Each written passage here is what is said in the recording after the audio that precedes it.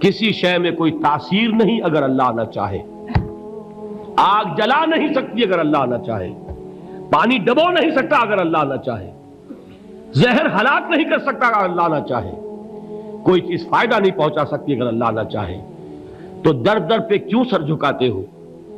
در در پر کیوں جبیں سائی کرتے ہو؟ سب کے سامنے کیوں ہاتھ پھیلاتے ہو؟ ایک اللہ سے مانگو. ایک اللہ کے سامنے زمین پر اپنی جبین رکھو.